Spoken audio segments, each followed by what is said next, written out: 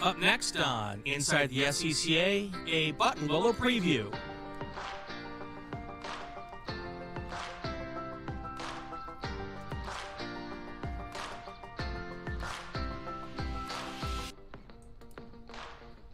Welcome to Inside the SCCA. I'm Brian Polanski. Today we're talking Super Tour racing at Buttonwillow Raceway Park. My guest today is none other than Scotty B. White. Scotty, how are you? Oh, let me there we go. Unmute. How are you, sir? I can hear you. Very much so. Welcome to the show. First time on for the show, and I appreciate you being here. Scotty hails from Lake Tapps, Washington. And you drive a bunch of stuff. What are you driving these days? Well, we've been driving a Viper. We took a Viper down to the southeast kind of direction over there. The Sebring Super Tour and the COTA Super Tour and Touring 2 car. Kind of giggle because it has no roof on it. That's fun. Hold on 1 second for me. I did this last time. I have a switch to flip. Stand by. Now talk to me. Okay. All right. Scotty's here. We got the audio fixed. My problem. All good. So you drive a bunch of stuff. What is it that you are driving these days? Well, we kind of put together a deal to go down and run a bunch of super tours, and but I only take one car because I get a couple other buddies to go with me, and so anyway, I took my Touring 2 Viper. So we're running that in T2, and then we're also kind of doubling up and getting some starts in GT2 and T1 as well. And so because we can't ever make up our mind what we're going to run when we get to runoffs. So we've seen you now at Sebring, we've seen you at COTA, and we're going to talk about all of that is a little bit later in the show. And of course, we got you on here because Buttonwillow's next. And we want to get your insights on, what it takes to be fast at Buttonwillow. So, and you are always at the pointy end of the field. So that's why that's why we've got you here. And I believe you won both both races last year at Buttonwillow, didn't you? Yeah, I think we did well until we lost a motor running GT2 for points or something in that T2 Viper. Right. So we're going to talk all about that in a little bit here, but. So I always start the show with the same question. How did you get messed up in this crazy sport that we all love? Well, it's funny. A guy that works for me, he worked for me a long time ago, 25, 26 years ago or something like that. I had raced sailboats, catamarans, and off-road, ATVs and motorcycles, dirt bikes and stuff when I was a kid. Drag raced a little bit, and then got out of everything. Would raise my family, and anyway, this guy worked for me. He bought a new Miata, and he's like, "You got to try this autocross stuff. It's crazy, man. You go out there, stand in the gas, no cops, nothing, slide around, have a giggle." And so I had just bought a 1990 ZR1 Corvette, which was the big dog, and so I took it out to my first autocross, and promptly got my ass handed to me by a kid in a B1600 Mazda pickup. So I learned quickly that it didn't matter how big your wallet was or what you were spending, how much you mortgaged the house to get a car. You had to drive it. And so I had some giggles there, and then progressed to a couple of track days. A great friend of mine, Greg Fordall, who rest in peace, is kind of got us sucked in pretty hard and started working on our cars. And within a couple of years, we were doing it with the whole family, and the kids were running go-karts, and a former wife was knocking down national championships in a Corvette and a Viper at Solo Nationals. So started road racing, and we turned out we weren't horrible at it, I guess. Yeah. Oh, that's true, especially now. So I don't know how long it got you. I don't know how long it took you to get to the front end of the field, but you're always up front now. You could not probably have picked a worse car to go to your first autocross in than a big old Corvette. Well, it was funny because the L98 Corvettes at that time were killing it in Superstock. Right. But the ZR1 was very lethargic, very soft. It was and super heavy, and didn't do anything below 5,500 RPM. And it was a horrible autocross car. But It was a ZR1. It was cool. That's right. You had fun, and that's Yeah. really why we all get into this, right? Yes. Yeah. And it was a lot of fun. And of course, I found out through COVID, and we all had to take a break for a minute. But solo, especially, is a very social sport, because let's face it, you spend the entire weekend hanging out with everybody, and standing in the rain and the sun and everything else, and you get 6 minutes of track time. So you better like the people you're hanging out with, I think, and made a lot of great friends. And turns out that road racing is a lot more like that than I thought. We kind of found that out first shot back on the track with COTA, and everybody was so excited to get back out on the track. I think we had the first event in the country up here in the Northwest, but we all had to stay 6 feet away from each other. We all had to park way away from each other. No parties, no hanging out, drinking beer and telling lies, and it was weird. It was really strange. So thank God that that stuff's behind us. But I think a lot of people, including myself, found out just how social it is. And I really appreciate it now. I love going around the country and seeing all my friends that I only see a few times a year. I mean, I tell people that, we all kind of show up for the cars typically, unless you're like drug along by your family.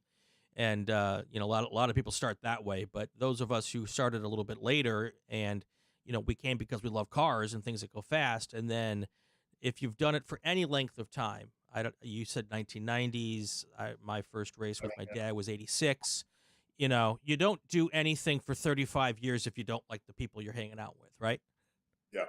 No, absolutely. And I mean, it's the weekends are way more fun when you finish up front. A lot more fun than when you finish on the trailer, or on a wrecker or something. But it's still, we have a lot of giggles, and people are running around talking to each other and telling lies and stuff. And it's a neat deal. This Sports Car Club of America is, I got a lot invested in it, and I really enjoy the people.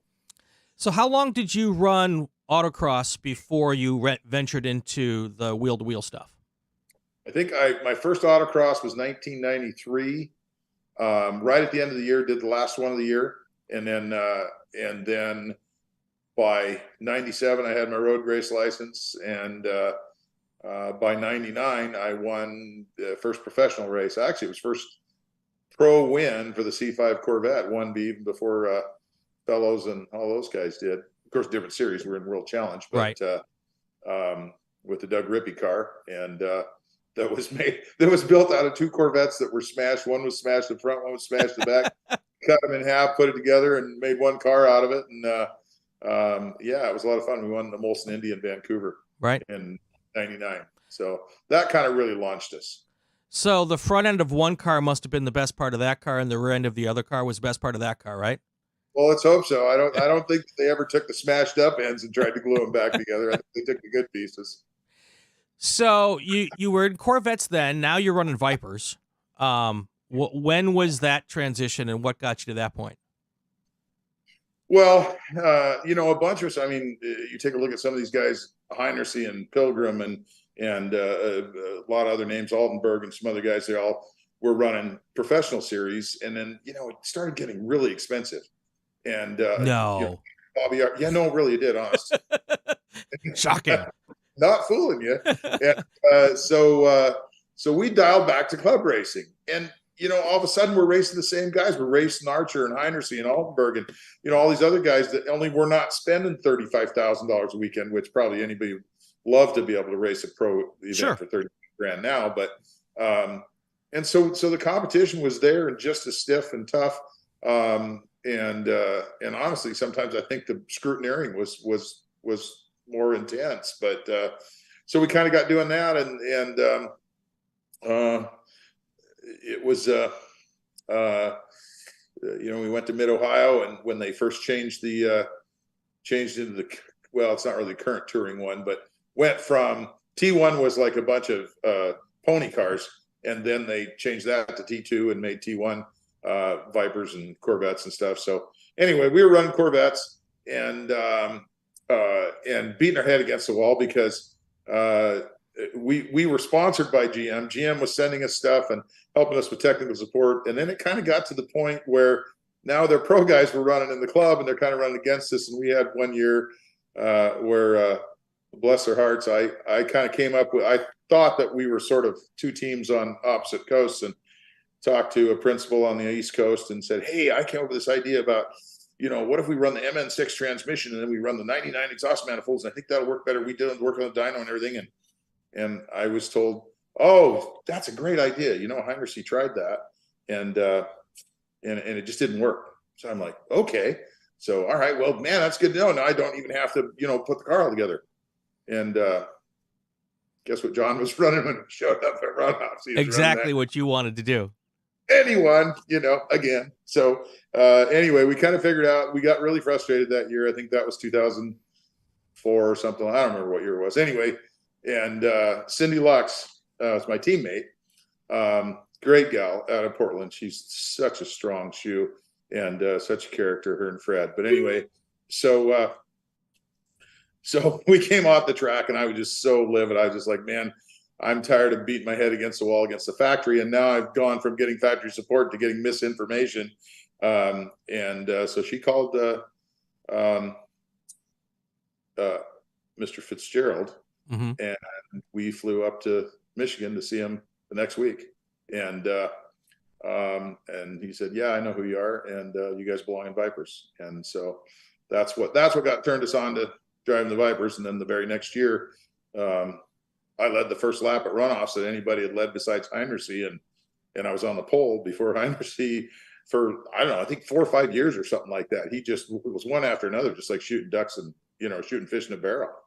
So. Well, one of my favorite people in the world is a Viper guy, Ben Keating. You work at all with Ben on this stuff? Does you guys talk at all? No, I've spoken with Ben a few times when he was still kind of doing Viper stuff, and my buddy Pratt Cole rented a car from him at one time, but it didn't work out well for Pratt. They tried to change it around different tire sizes and stuff, and the car just didn't work right for him at Road America.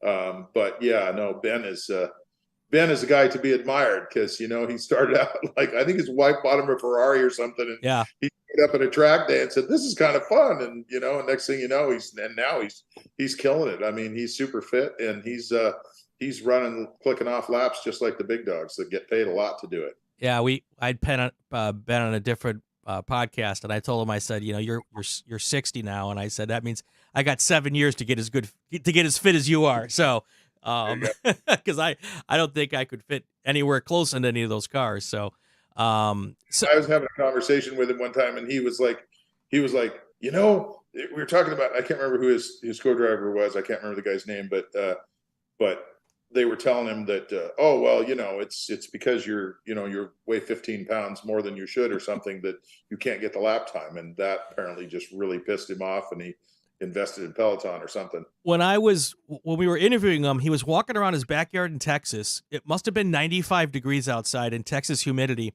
And he was walking laps around his backyard during the interview with 5 pound or 10 pound dumbbells, doing like curls for like 45 minutes. And you'd never know it by listening to the interview. It's nuts. It's just crazy. Anyway, back to our stuff. So you're running Vipers now. You're the only Viper guy, I think, in the country really doing the T1, T2 stuff, right? Yeah, I think everybody's kind of bailed out there. It's a tough car to class. It's been in T2. It's never had any success in T2. We had great success in 2006 and 2007 with the Vipers in T1, and led a lot of laps and led runoffs and had misfortunes. But the cars got hammered so hard that they never softened up on them enough to make them competitive again until, gosh, I don't know, 2010 or 11 or something like that. And then I think my old car that ended up in Lance Knupp's hands actually won, I think, with Corvette guy driving it, Buttermore. Okay, yep.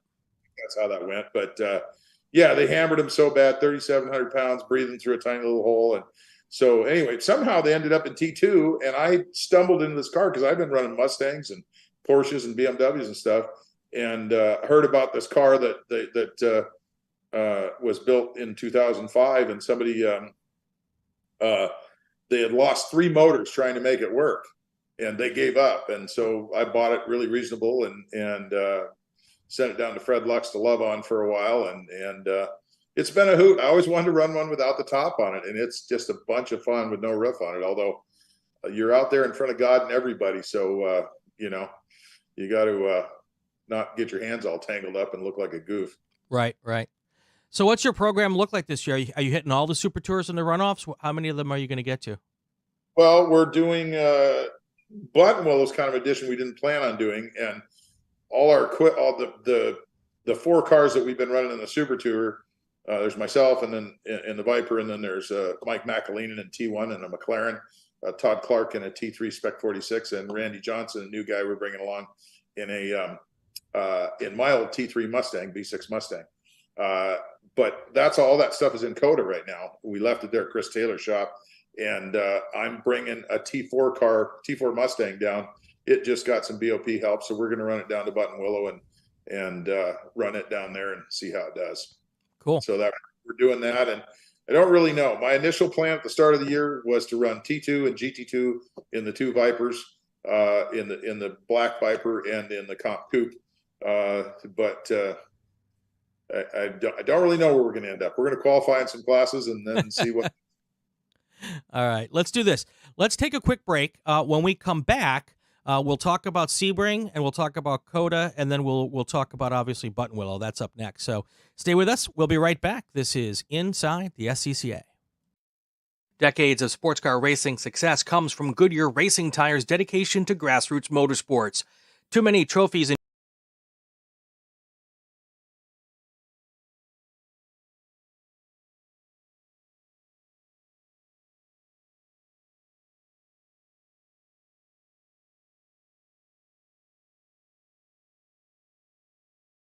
mission tire divisional the pin in the year for well and facing. Sentinel by Candelaria Racing Products is a comprehensive motorsports video system, incorporating live streaming, local recording, picture-in-picture, flag status, leaderboards, data overlays, and more. Perfect for endurance racing, sprint racing, and HPDE, Sentinel includes everything you need to get started. With the ability to control the live feed from the cloud, and GPS Auto Start will never miss an on-track moment. What are you waiting for? Get your Sentinel today.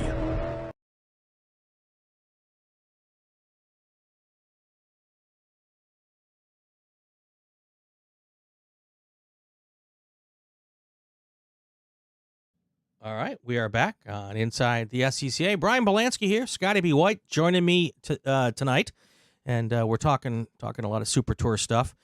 We just got done with Circuit of the Americas. Hopefully, a lot of folks were out there watching the live stream if you weren't in Austin. And just to also remind you that we're going to be doing the live stream again from Buttonwillow and from all of the rest of the Super Tour races. Scotty, you were with us at Sebring. You were with us at COTA. Let's talk about Sebring first. What were your thoughts on? So looking at the numbers and the drivers this year, just your impressions of both the first 2 rounds of the Super Tour, pretty similar to what you saw last year? Actually, I think that Sebring was down considerably. I think it was down 35%. Oh, wow. I thought we had 500 entries last year, and I think this year was about 350, which is still super strong. I mean, most regions, including mine, would kill for 350. Heck yeah. But yeah, it was those guys put on a good show, and the track is just iconic, and I just love it there. It's just I've been wanting to try and get there for 10 years, and we finally did it for the first time last year, and it didn't go perfectly for everybody that was in my trailer. We rode off one car, broke a guy's back, and then went to the next race and rode off another car. So this year we're way ahead. We only got couple of dents in cars, and so far the old black hot rod is unscathed. I think maybe last year's Super Tour was big because it felt like we were kind of coming to the other end of COTA or COVID, and a lot of people were kind of pent up and wanted to get out and go racing, and it was kind of like almost the first of the other side from the before times. So that may have had something to do with it. Your run this year at COTA in your 2 races, how did those go for you? And at Sebring, I should say. Yeah, Sebring went really well. I qualified P2 and ran P2. I was starting to say the BOP is really tough for these guys to get with a Viper because it has one really strong spot, and that's from like basically a rolling start up to about 130. It's super strong, a little weaker on the top end, but it gets from 30 to 130 pretty quick. And it just doesn't dig out of the corner quite as quick or get mid corner. So guys have a tough time right now. I'm not sure that I'm happy with the BOP, but Bowden and I kind of Mark was driving a very well put together Porsche, and just didn't have anything for him. But we were ahead of the rest of the guys, including Heinersee, which is anytime you can finish in front of John, you're having a good day. Right. So that was going to be my next question. You nicely let me into it, so I don't have to be the bad guy. That 997. If I spent a little time up in the Northeast, they would call that thing wicked fast.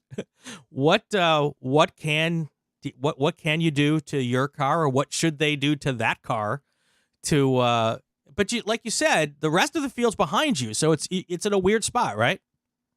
Yeah, well, and I'm not sure that Kurt Resitano wasn't there. There's a couple other guys that are serious players that weren't there. Kesman wasn't there. He's always a player in that class. So, I'm afraid if Kesman would have been there in another Porsche, he would have been in front of me as well. Sure. But, it's just the cars have gotten so fast, and and Mark is no slouch. He knows how to get around a track real well. And, right. I was telling Nathan, who is kind of their leader there, that I was impressed with Mark. I thought Mark was he's driving better than I've ever seen him, and Nathan kind of told me the story about why. But anyway, so yeah, because I thought I could get up on his bumper, harass him a little bit, get him to run those A7s off, and I just couldn't get close enough to him to hang with him. So he was kind of gone, but. I don't know. I feel like if my car could lose 100 pounds, it'd probably be a lot better day in a lot of places. Sure. But it's going to be whatever it's going to be. Like I said, it's a struggle for them because a lot of times if it's a short shoot, a short straightaway, like where the speed trap is at Sebring, the Viper it's always 3-4 miles an hour faster than the other cars. Right. Long straightaway at COTA, the Porsche had a bigger number in the traps than the Viper. But right now, we're having a good time. We've got an S550 Mustang that's about 70% done. That could be a T2 car, and I just don't know. I really love the Mustangs. They're a lot of fun. The Vipers have like the smallest cockpit out there. They're smaller than a Miata inside. So yeah, I love the Mustangs because when you're driving it, you never think about, oh, what if I get upside down, or what if I get parked in the tires or something? You can go out the passenger door, or out the driver's door, or out the back porch, or through the pool room or the garage or whatever. There's always a way to get those cars. Are so huge inside. It makes them very confident when you drive them. I'm a self-described Porsche nut. I'll just say it. But when that V10 comes flying down, when you got your foot on the go fast pedal, it sounds awesome. Well, thanks. I always tease it sounds like a UPS truck, but but the torque of the thing is just goofy. That's really fun. Yeah, I remember when those were the class of a lot of different fields, and it was, you'd get 5 or 6 or 7 of them on a race weekend, and they'd just be like right past you. And I was like, now that's what every warm-blooded American male came to the racetrack to see, Well, we run a pretty small restrictor in T2 to kind of to dumb it down with the rest of the cars, and so we're shifting that thing at just about like a diesel. We shifted about 5,300 RPM. Yeah, it's like practically once it gets past the starter RPM, it's ready to shift. Right. The next gear. Right. All right. So at COTA, same kind of deal. Mark Bowden had the. Is he going to be at Buttonwillow? No. Oh, okay, no. good for you. Yeah, but I'm not running T2 there. Oh, so. no. But I would just run it because, Well, I got to run T4, and unfortunately T4 runs with T2. So yeah, I like to try and get 2 entries on a weekend, sure, so that I can get points and just bring one car, and stumble around, look like a wanker in the big class, but at least I get a few points and get my weekends in. Yeah, absolutely. Absolutely. All right. So the reason I got you on here was talk about Buttonwillow. I like I said earlier, I've been fortunate enough to be all over the country, and I've been to most every awesome racetrack that we have here in North America. And I think Buttonwillow is kind of a hidden gem. It is so cool because there's so many different configurations. There's so many different nuances to it. It's a very different racetrack counterclockwise than it is clockwise. And it's just kind of cool, isn't it? Yeah, it really is. I mean, if Buttonwillow had more beautiful surroundings and maybe didn't get the whiff of the fertilizer every once in a while. I'm from Wisconsin, so I'm good. I'm good with that. No, it's a great track, and it's technical and challenging and ballsy. It's kind of got it all, which I really enjoy. And for the most part, the thing that I think is really good about it, I'm not so sure it's my favorite thing about it, but it's kind of benign. It's kind of a little bit like Utah or whatever. You can get it wrong, and you're probably going to get really dirty or really muddy, but chances are you can wash the mud off or blow the dirt out, and you still got a race car. Yeah. So that's a great thing about Buttonwillow. And of course, the people in Cal Club are always, super good. CC and everybody down there is just fun to hang out with. Used to see Marge Binks down there all the time, and it's the people are cool, and the track's good, and it's nice to get a little bit of summer weather in the winter too. Yeah. I always joke as an announcer, I love it because now we have lots of cameras, but when you don't have lots of cameras, you just got to look for dust, and that's when you know something's happened, and you get beautiful race cars that all end up looking like they were in, Desert Storm. They're covered in dust and they look camouflaged by the end of the race. So what's the secret to get around Buttonwillow fast? Well, I think there's a couple places that you really need to look at. I think we're running 25 clockwise. So the last turn leading onto the front straight is deceiving. It's faster than it looks. Turn 1 is faster than it looks. Then the sequence that's probably 3, 4, 5 over the little whiz bang to the right by the turn station. Right. There's a lot of speed to be carried through there once you build the confidence of knowing where the car is going to land and that you're not going to fly off the track all up through there, because you can be even in a high powered car. Once you get to the gas coming over that hill, I mean, you're pretty much flat all the way and running it through. Little Talladega takes a lot of guts. And then up over the what do we call that at Buttonwillow? I always want to call it the Crow's Nest. That's not it. Phil Hill. There you go. Yep. There's a specific approach to that works. I have a terrible story about that. We had a World Challenge Corvette that Doug Rippey built in 2000, and it was the most gorgeous car. It raised all kinds of hell in World Challenge. And we were going to the Corvette Museum. We were sponsored by West Coast Corvettes. We had all this money thrown at us and everything. And so we went to do some setup and test at Buttonwillow, and somebody was talking to me on the radio, and I got distracted coming over Phil Hill and tore the entire splitter and everything off of it. Like on the very first, my crew just wanted to kill me, and they were back together to go to this big event. But anyhow, I don't go off there anymore very often. That's burned in my memory. Don't do that. But up through the S's, knowing which curbs you can get on, which you can't. I think the people that really get up on the wheel get separated in lap times quite a ways at that track. Yeah, and it's one of those, and it's forgiving in so much as that there's nothing to hit. So, and I think that also though is a problem because people know there's nothing to hit, and they don't maybe quite. It's a pretty technical track to get really right fast. So, but when you don't really have to worry about hitting anything, you can be a little sloppy, right? Yeah, I think that's true. Although sloppy's not fast there, No. Even though you're going faster, I don't think it produces lap times. I think that what produces the lap times is knowing exactly what's on the other side of that hill, right, or or whatever, and placing the car perfectly. I love those really technical tracks. I came from autocross, and I mean, that's a, some people don't think that that's a big deal, but man, you look at some of the best there are.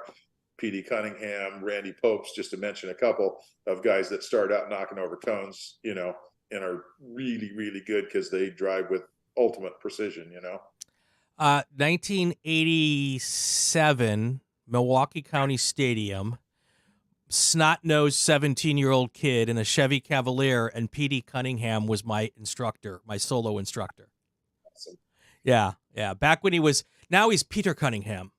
Oh, yes. Yes, we don't call him PD anymore. Oh, I'll have to remember that. Yeah. I was like, hey, where did PD go to, man? We don't know you as Peter. I was joke with that, but PD was great on a solo course.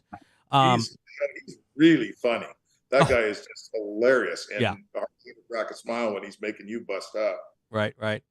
You just mentioned something, and we don't talk about it a lot, as the crossover here between solo autocross and road racing. And it's always great to hear someone who is as good as you are talk about how important autocross was to getting to you where you are today. Can you get a little bit deeper into that for me? Well, I have a strong belief in that everything is the same at 70 miles an hour. The car balance, what you do with your hands and feet and your eyes and everything, it's all the same at 70 as it is 150 or 160. The difference is the consequences are much less when you get it wrong. But my sort of observation has always been that guys who were great autocrossers and also were brave and confident made great road racers, because then the only element that they have to learn really is traffic and how to read other drivers and how to navigate traffic and that sort of thing. And I think if a guy can do all those things, if a guy's a great autocrosser and he's got, big steel clankers and knows how to set up a car, then he's got to learn traffic. And if he learns that, he's great. And that's your Randy Popes, that's your Jeff Alton, that's your P.D. Cunningham, right? I was never as good an autocrosser as those guys. I stumbled into a couple of good wins, and year-end championships. I never won a national champion. Oh, I did win a national championship, but it was in the class. It wasn't a class yet. The next year was it? Okay. There you go. I think I always encourage everybody to autocross, because once they learn it, and they can learn it without any consequences. You could get it wrong. If you go out and start at track days, which, and you go 104% and you get it wrong, it gets expensive and possibly painful. Yeah. So that's why I always like to see a guy autocross a few times first and get an idea of how it all works. There's a lot of talk in the club about, converting autocrossers to road racers and a pipeline. And we've also talked a lot about how, it's okay it's great to be just an autocrosser and not have aspirations to go into road racing. But for anyone who does have aspirations to go into road racing, there's so much value that you can get, even if you did a half a dozen weekends in autocross, because there's just, hitting your marks and finding your cones and learning a track. Because in autocross, you learn on a different track every time, sometimes from Saturday to Sunday, and learning a racetrack's not easy to do. Obviously, we have now iRacing, which helps a little bit, at least knowing where the corners are. But, there's so much that you can learn in the autocross stuff. Well, I think so too. And that's I know that when I've used that thought process to my advantage. I mean, a good example of that is we went to Topeka in 2006 for runoffs, and we had tested with the Dodge engineers. Matt Benarowitz was our engineer. I mean, he's the guy that he's an IMSA engineer now, and he's the one that engineered the Vipers back to the IMSA championships just a few years ago. But anyway, we went there and tested in 110-degree weather, and then we went back for runoffs, and we were testing, and we got to the point where he could move one click on the shocks, and we'd lose a tenth or two, put the click back, be back where we're at, so we were getting to the point where we were finite. And then I kind of backed up and looked at that track and said, I think there might be a better way than the accepted way that everybody's going around the carousel, and changed it. And we found like almost half a second. Wow. Just that change. And it's from looking at things differently than other people do. Ed Zabinski, a good friend of mine, and he's been helping me with coaching. Ed and I have raced against each other and had great fun back in T1 days and stuff.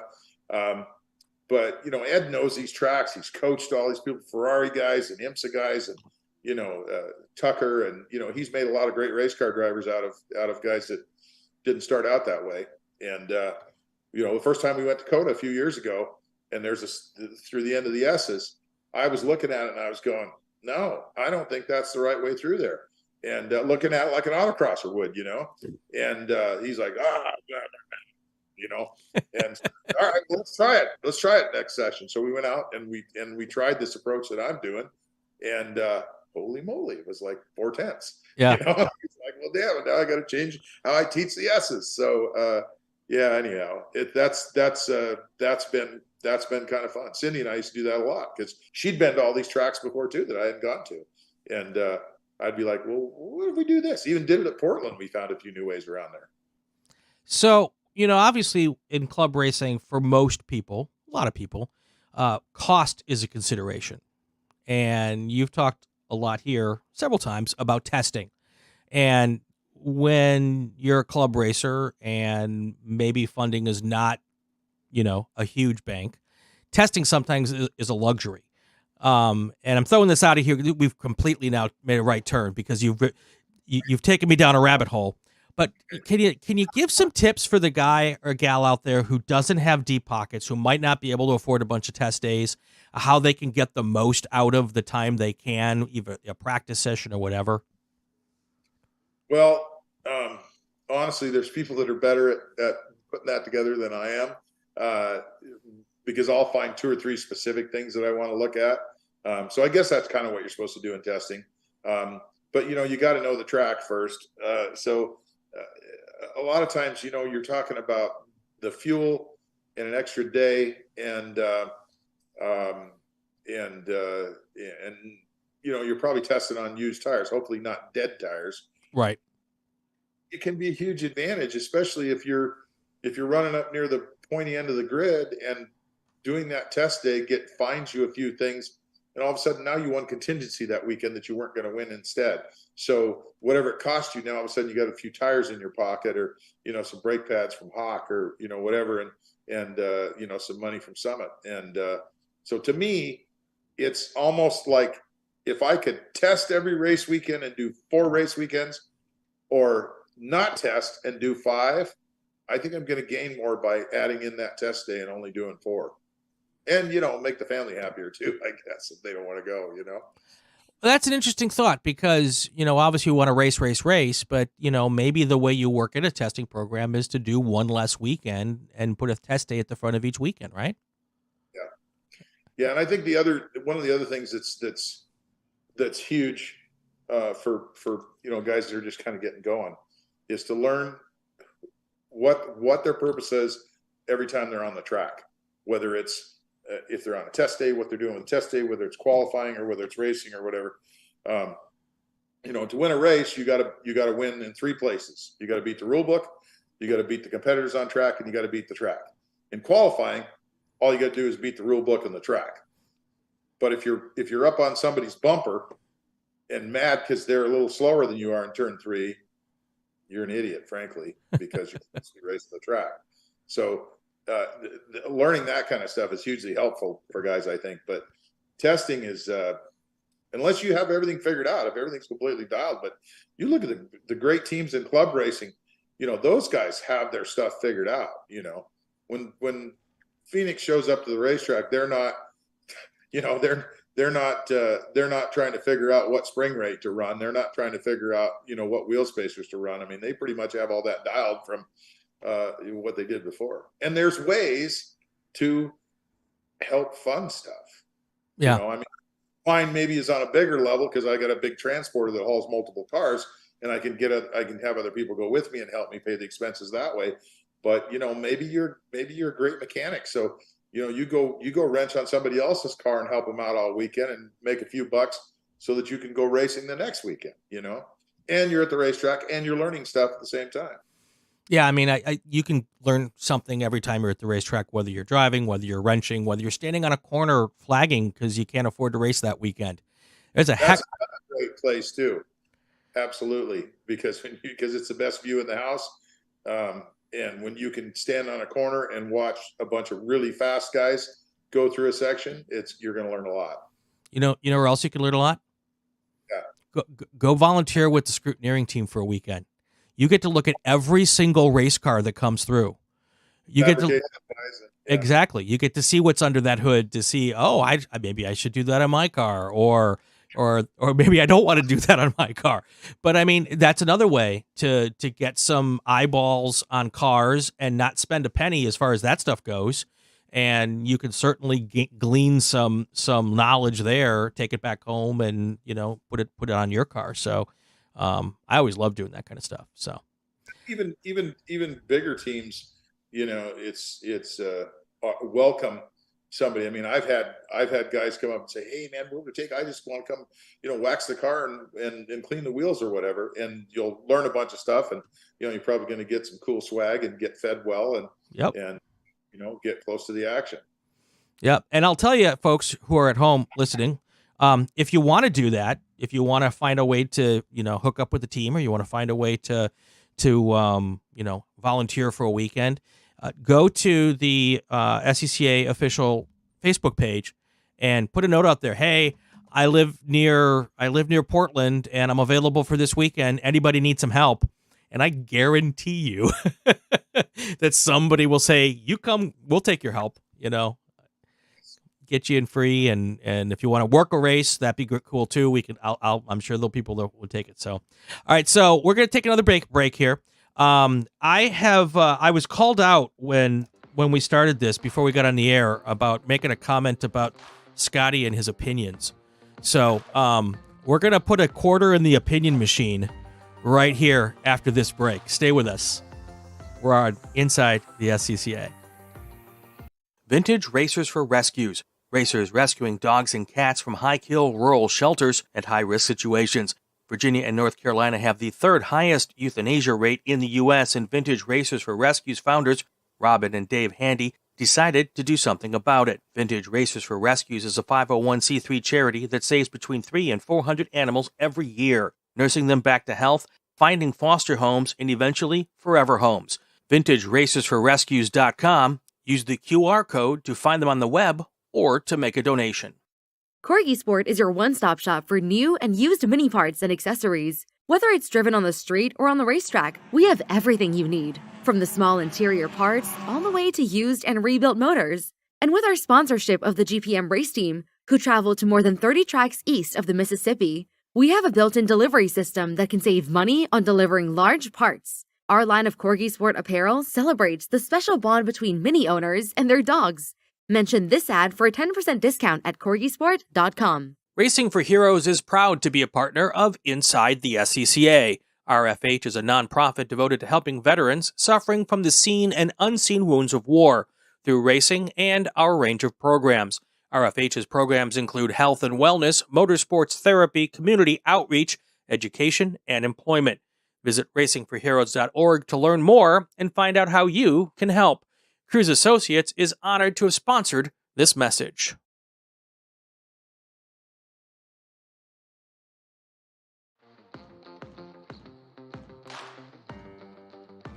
All right, we are back on Inside the SCCA. I'm Brian Belansky. That's what it says on the screen there. Scotty B. Waite joining me also.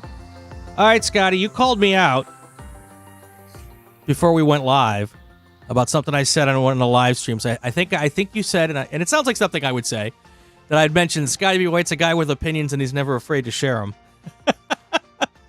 Something like that. It was actually pretty funny. Somebody else pointed it out to me and they said, "Oh yeah, there's Scotty B. Waite. He's always running up front, and there's a guy that has plenty of opinions and he's happy to share them." Like, oh man, nailed it. That's all right. That's all right. That's, we got to have people to stir the pot here in this club because that's how things get done. And so let's talk for a second. I mean, you've been doing this for a long time. I've been doing this for a long time. One of the reasons I wanted to do this podcast and do it independent of the club, I have no monetary support from the club to do the podcast, but they do support because they like the stories that we tell, and it's good for the club. So, but anyway, I keep it independent because I like to be able to have tough conversations sometimes. We're not perfect. We've got our issues. There are things that happen. You talk already about BOP. Sometimes that can be hard. Where are the things that you think as a club, because you've been all over with lots of different organizations, what are we doing good, and what could we be doing a little bit better? Well, I have a kind of a business background. Started my own business when I was 20 years old, and so I kind of think along those lines. And one of the things that I think we're getting wrong, and this probably will not be popular with some of the people in Topeka, is that let me start out with and say the two things that we're getting really, really right. I think about as right as they can be. There's always room for improvement, but this club kicks ass at sprint racing, sprint road racing, and it kicks ass at solo. Those are two things that this club does phenomenally well. And I think we probably do rallycross pretty well, but honestly, I don't know that venue, so I wouldn't really comment on that. But when somebody's in business, I think what you need to do is that if you have 4 SKUs that sell pretty well and you kind of got majority in the market, you focus on making those SKUs even better and better and better and better and better. You stay in your lane and you make it until nobody would buy facial tissues from anybody but you. Right. Because you're clearly the best value, best everything. We're not 100% there yet, although I think we're better than anybody else at those 2 venues that I'm suggesting. Sure. But I think where businesses get sidetracked and get lost is they start looking over the fence and going, wow, that Champ Car deal, they're really doing good. That Lucky Dog, they're really doing good. We need to go get some of that. And I don't think that's the right thing to do. I think that Lucky Dog, I think Kathy Fuss is absolutely killing it. I think she's got a program put together that nails it. And I think even if we went after it and threw every resource we had, we'd be a long time before we would start getting market share in that. In the meantime, all that effort and resources could be put more into club racing. Like we were talking about, just this broadcast stuff that you're doing at the Super Tours is great, but I think there's more room for improvement there to make it even better and draw more spectators and get more people interested. Just like F1's blowing up now because what's happening with the marketing. I talking to people that never even knew what a race car was. It's just like, yeah, I'm a Formula One fan now, Exactly. So I think we're missing that because I think we're chasing too many things. And I think we need to stay in our own lane until we get 100% market share down close to it. And then maybe you have a little bit of luxury to go dip your toes in someplace. But why would you want to go dip your toes in someplace that somebody else has 100% market share, that somebody else is killing it? Right. That's where I think we're getting it wrong. And it frustrates me to see that happen. Yeah, I mean, I also host Inside Champ Car. That's one of my other podcasts, and like you said, they and Lucky Dog, and to a different extent, to a different audience, Lemons, they're really good at doing what they do. And I've always been a firm believer that there's plenty of room for all of us. Where we can all peacefully coexist and maybe even work together, and with like classing, so the cars might be able to cross over a little bit better, that kind of stuff. There's some things that can be done there. But this club's always been a club that dabbled in a lot of different things. It's all, I mean, from as long as I know, It's always been a little of this and a little of that, and losing millions of dollars.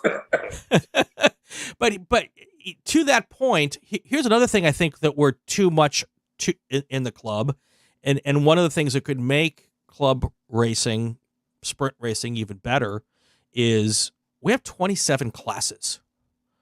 It is crazy. If we can balance of power in T1, T2, T3, we could balance some power in T1 and T2. Lump them all together. But the fact, it's never going to be perfect. It never is. But there's so many classes, so many, and if you're trying to attract more people younger, because frankly, you and I are old as F here, and we're only going to be able to do this so much longer. And if my kid's not interested, and my kids' friends aren't interested, it's going to be it's not going to be long before we're going to have some problems here. And while I love F production and H production, midgets and spridgets and MGs, that can't be the future of this club. No, it's well, and the thing is that when it comes to BOP, I have a very specific MO that I think that we should follow. We're starting to follow it some in touring, and I'm thrilled. And number one is don't chop the balls off the guy that worked really hard to get fast, because when you knock him down, you also knock 5 other guys down that are running the same car that are running 10th through 25th. Okay. So then he'll continue to work hard and go faster, because that's what racing should be. And if you chop him, the guys that are in the back that have the whatever widget cars that aren't fast enough are never going to believe you chopped him enough, right, to make it right, and that you didn't give them anything. So they probably stopped coming. They might stop coming. Okay. So you pissed off the guys in front that worked hard to go fast. Now they're either going to sandbag or go home. You pissed off all the guys in the back because you didn't chop the guy enough in front. You help the guys in back to bring them up. If the class overall ends up going faster, that's what happens. If you take a set of rules and you lock them in stone underneath a glass with an alarm on it, the car will be faster next year because a racer will figure out how to go faster. So that's just the evolution of the class. The other thing is I don't care if T2 is faster than T1 or T3 is faster than T2. Doesn't matter to me. If 45 cars are rolling out on grid and they're having a good race, I do not care about some gap that we're trying to build that, T2 and T3 cars have to be 3.5 seconds apart. Nonsense. T3's got to stand by itself. T4's got to stand by itself, etc. All these classes need to stand by themselves. And if you're only getting 5 cars every time, then you need to do something different. But if you're getting fat classes and the cars are halfway around the track before the last one pedals out on the track, you're doing a good job. And I don't care what the gap is. I don't care if T1's faster than GT2. Doesn't matter. If you got 25 or 30 cars every time they show up and take the green, you won. Yeah, you did good. Absolutely. And my other thought on trimming classes, and I'm not suggesting trimming cars. We want everybody to come out and play. Let's find a way to consolidate the cars together where it makes sense. And in the end, all we want is track time. And if you have fewer classes, there's an opportunity there for more track time. Yeah. Well, absolutely. No, I agree with that 100%. And, I have to acknowledge, just like I'm running a car that nobody else is running. And and it's a car that's hard to balance because of the way it makes its lap time. So I'm looking at realistically that I might have to switch cars, because the whole club shouldn't conform to me. That everybody else. Wait. The whole club shouldn't conform to you? Because I got 1,000 racers out here who think that the club should conform to them individually. Yeah, because they've got a 63 midget that they've had forever, or that they've got the latest Supra that is the coolest car in the universe, and therefore it should win. We've got to conform to the majority. I mean, T1 was something else in the mid 2000s with 45 entries. I mean, that was crazy. Fortunately, most of them were Corvettes, a couple of Porsches, a couple of Vipers, but great to watch. And that's what you need. You need 50 car fields so it's entertaining. Because guess what? the course workers show up to watch the race. That's the only reason that they stand out on the corners, with the rain blowing in sideways under the roof or no cover at all, getting sunburned, eating soggy sandwiches and warm soda pops, is because they came there to get the best seat in the house to watch racing. If there's 3 Formula Vs trundling around or 4 FPs or, 2 T4 cars, that's not a race. That's not exciting to watch. And they might not want to come back. Right. Yeah, that's what people want is, I think that's the allure of Spec Miata, and that's the allure of Spec Racer Ford, and now to a similar extent FE2. There's spec classes, and while there's pros and cons to that as well, you're now getting fields in all of those classes in almost every Super Tour in excess of 30 to 40 cars. And even when it's not a Super Tour, we're getting 25 Miatas at Buttonwillow on what would be considered a lesser weekend, So and that's what people want. Even if you're racing for 25th, you're racing with somebody. No, it's I mean, that's when I took over as Northwest Region regional executive. The first thing I did was consolidate the groups and add some other groups. This year we're having a big ground pounder class with a huge I think a $25,000 prize pot or something like that. So we're bringing all these stock cars up, stuff, giving them a separate grid and to race and have some fun. We get the Northwest Miata Tour up there, and then the rest of the classes is like it's big bore closed wheel and small bore closed wheel and small bore open wheel and big bore open wheel. And if one of those guys doesn't bring enough, we might combine those two, because the workers want to see a bunch of cars moving around, and that's how you get spectators too. Yeah, no, absolutely. I mean, there's nothing worse as a worker or an announcer, even worse, to have a race where there's 3 cars circulating, and then one pops an oil leak, and then the second one. I mean, I've called those classes, I've called those races. It's not exciting. I volunteered at Portland before at a regional when there's only 3 of us on Sunday, and it's been 107 degrees out all day, all weekend and stuff. And I'm like, just let us take a green flag and call the race early. I don't want the workers to hate because I only have 2 other guys on the grid, Yeah. And, it just doesn't work. And so you can't have a group for green cars and a group for blue cars and blah, blah, blah. You got to mix them all up. It's multi-class racing. Absolutely. Guy running with a B-spec guy, both of them got to pay attention. Last question, and we're running out of time, although it's an arbitrary time. Green to checker. Is it working? Do you like it? I think it's been better this year so far. We've had more green flag running. One of the things that's happened that I've really noticed at these 2 Super Tour races is the hot pulls. And hopefully that continues, although it can screw you sometimes. But I think guys are sort of getting it and being better this year, hot pulls are a result of the track you go to in a lot of cases. There's one track in particular I know of that you're not going to get a lot of hot pulls, and I won't name it, but everyone knows what I'm talking about. But Buttonwillow has one of the best track safety teams out there. They're going to do hot pulls. I was actually surprised at Sebring and COTA how many hot pulls there were. So yeah, absolutely. And COTA had a couple more full course yellows than Sebring, but we went almost the entire weekend at Sebring with, I think, maybe one.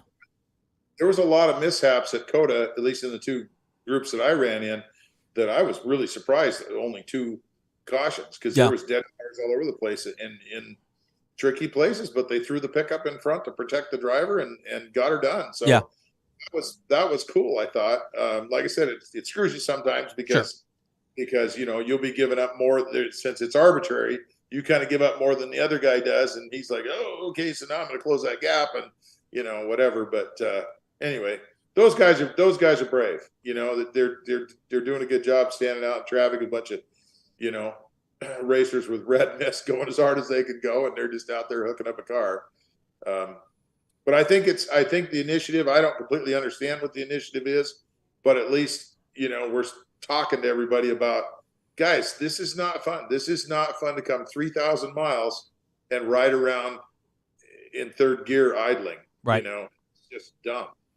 And my hope is that it trickles down, because obviously when you go to a Super Tour, we allegedly have some of the best racers in the country, and I say allegedly with a wink and a nod, but we do. I mean, it's the premier place, and the cream rises to the top, and they show up at the Super Tours. I'm hoping that trickles down to some of the non-Super Tour races, the majors and the divisionals, because sometimes that can be a hot mess too. So, but the idea is a good one.